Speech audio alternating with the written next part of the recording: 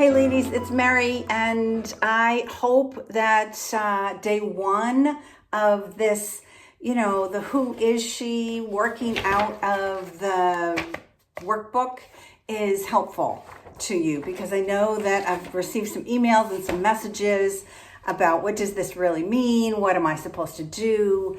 How much time am I supposed to spend on it? So I hope that me going with you through this, then you'll get more out of it and be able to revisit it time and time again. So you can go ahead and bookmark these videos so that when you're up against something, then you can come back to this information and revisit it at where you are at that time. Because as we go and grow and change, then there are different things that come up, because the stuff that's coming up for you today isn't necessarily the same stuff that's going to come up for you a week from now, a year from now, 5 years from now, because you actually have different things in your head, different ideas. You're different, right? Because you have gone through a different growth path. So, for those of you that are new here, I'm Mary. This is the Who Is She mini course. It's a 5-day mini course. This is day 2. So yesterday was about what excites me most about becoming the woman, about becoming this woman, this new woman. What excites me most about her? What gets left behind? And never did I say sacrifice, right? Like, what do I have to sacrifice to do something different? This isn't about sacrificing. This is about unfolding into, or let me say it this way. This is about allowing you to step into this version of you that, quite honestly, has always been there. You are just ready. You're just ready. It's your turn. Let's just go there. It's your turn. So today we're going to delve a little deeper, because that's what this is all about, delving deeper, looking at things through a different lens. And this journal is inviting you. Think about that. Think about this as an invitation. This is just an invitation.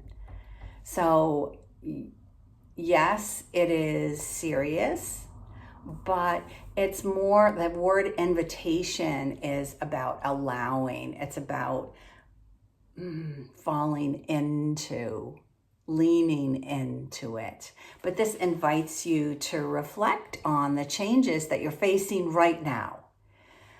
So most likely you are listening to this because you're going through something, some kind of transition. The world is in a crazy place right now. Maybe that's bringing up some stuff for you, some past traumas. I know it is for me. So this book kind of invites you to reflect on the changes that you're facing right now and how you've handled change in the past. And that's why for yesterday I talked about, if you're struggling, sometimes it's helpful to do a timeline exercise. We'll do one of those later in this year-long program.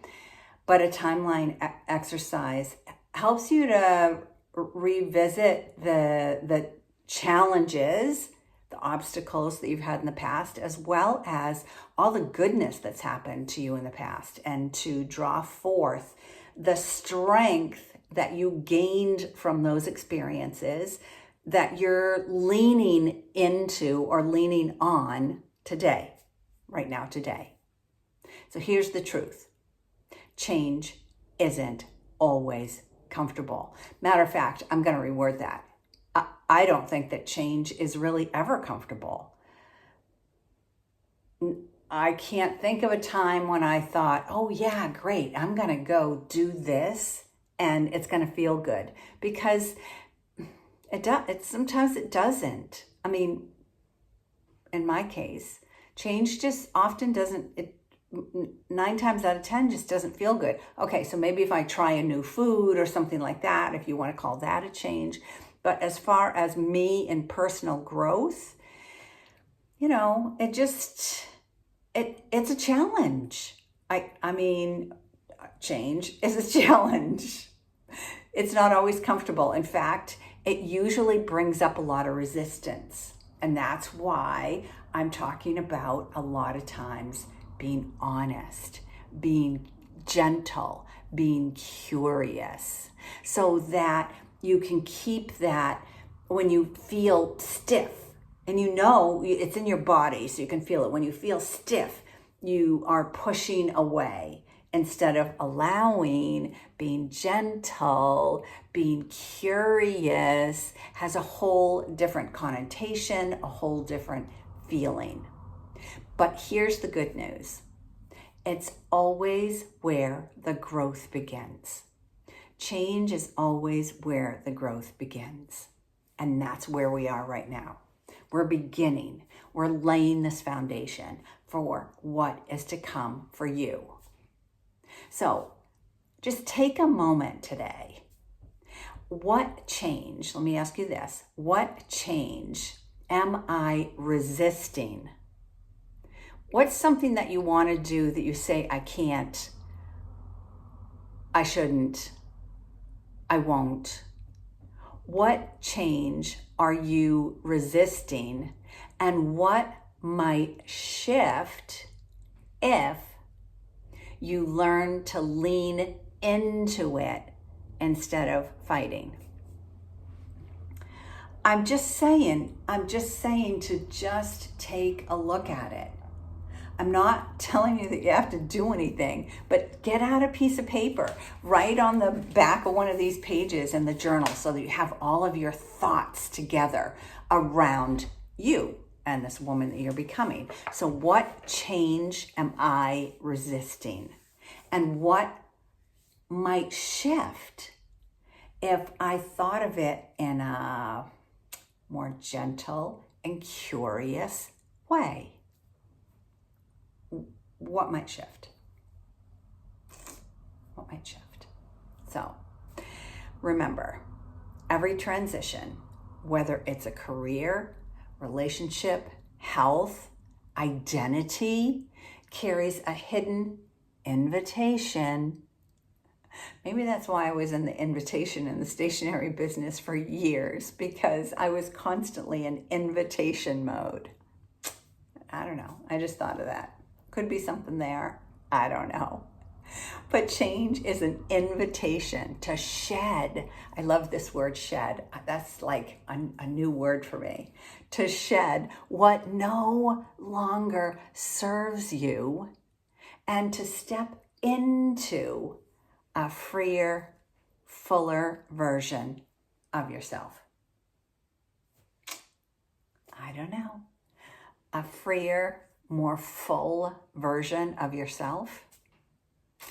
Wow. It feels light already. Do you feel that way? It feels light already. Just saying that. Let me say that again. I'm just looking at notes here. Every transition, whether it's career, a transition, relationship, health, or identity, carries a hidden invitation to shed what no longer serves you. That's the hard part, because we tend to hold on to things for dear life. To shed what no longer serves you and to step into a fuller, freer version of yourself. Got it? All right, let's get started.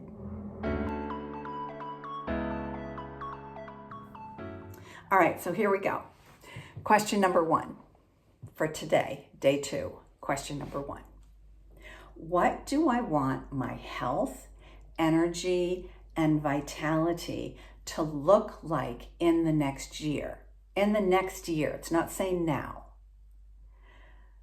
So, you got a year to plan, to work out a plan that works for you, to budget. Maybe you want to join a gym. Maybe you want to hire a trainer. Maybe you want to get certified as a yoga instructor. Maybe you want to take a vacation or a holiday to Bali, for instance, and go to a yoga retreat.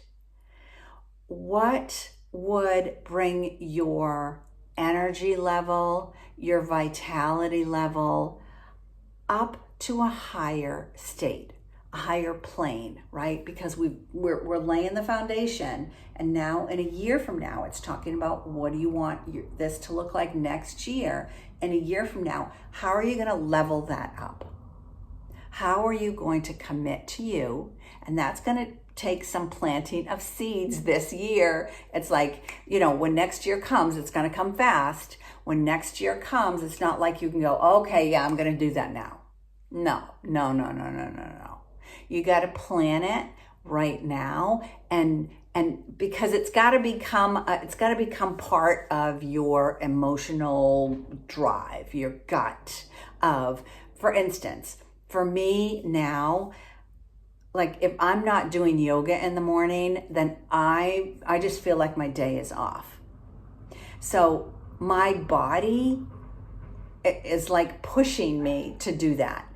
So where can you get to that place where your body is saying to you, hey, just like you need to, if you have dogs, if you need to go walk the dog, like the dog needs to be walked like several times a day. Like what, like you got to get up and you got to get out, right? So where are you going to get up and get out? What's it going to look like in a year from now with a plan? Okay. Got it? Question number 2 on day 2. Question number 2 on day 2. What do I want to be remembered for at this stage in my life? It didn't say, what do you want written on your tombstone? I didn't say, when you take your last breath, what do you want to say in your last breath? What I said was, what do I want to be remembered by at this stage in my life? So for me, I want to be remembered by inspiring women to create positive change in their lives. That's what gets me up in the morning. That's why I do these programs. That's why I show up for you and for anybody else that needs this message. It's really why I do it. What do you want to be remembered by at this stage in your life right now? Because it's going to change, because you're going to go and grow. What do you want when you walk into a room, for instance? What do you want people to say about you? I remember when I had my stationery store, it was a luxury stationery store. So we had the finest of the finest. And I knew when the store was going to be successful when people started bringing up the store at cocktail parties. That's when I knew that I had done something right. So with that in mind, if you were at a cocktail party and you were walking by a group of people and they were talking about you, what do you want them to say? What do you want them to be talking about? Not the shitstorm that's going on over here, right? What do you want them to be talking about you? I want people to, when I walk by them, I want people to say, hey, have you taken one of her workshops yet? If you need a coach, she's great. She's helped me. Have you checked out Mary's YouTube channel, because she's really inspiring and keeps me going? That's the kind of stuff I want people to say about me. What would you like people to say about you? Okay, so the final question for today. So this is question 3 on day 2. Question 3, day 2. How do I define freedom right now?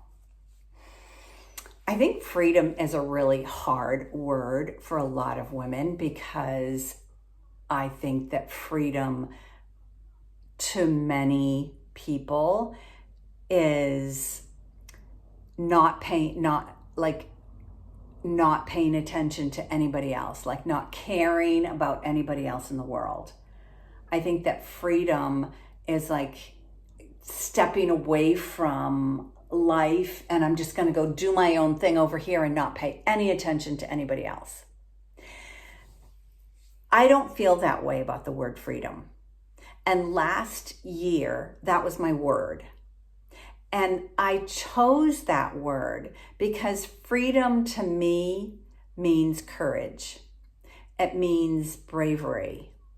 It means risk taking.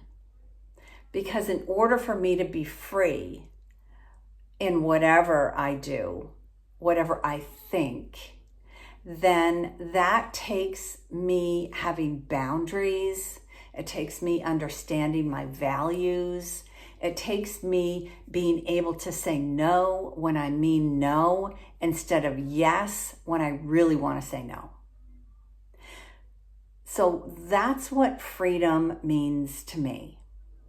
You might have a different meaning, and if you do, I would love to hear about it. Send me an email or message me or write it in the comments, whatever.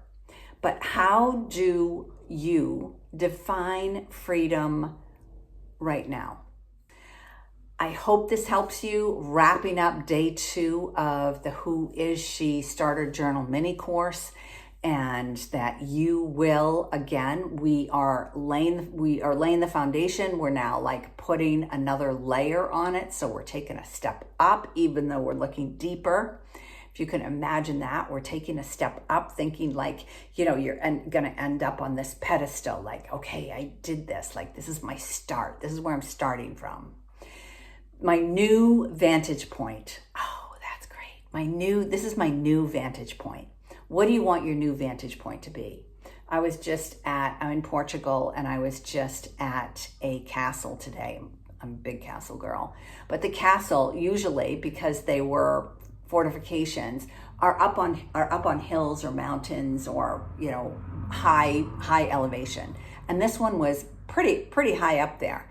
My vantage point was enormous.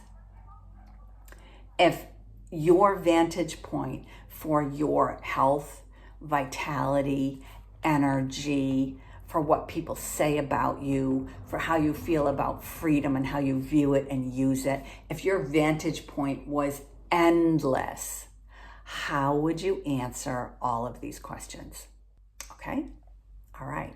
So I will see you right back here tomorrow for day 3 of the Who Is She Starter Journal mini course. I hope this helps. Let me know in the comments. Send me a message. I'll be looking out for it. Ciao.